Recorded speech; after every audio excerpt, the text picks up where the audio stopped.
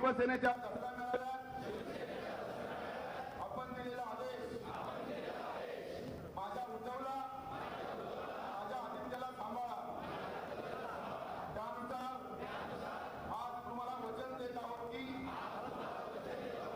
गेली 2 वर्षापासून शिवसेना पक्षप्रमुख उद्धवजी ठाकरे साहेब यांना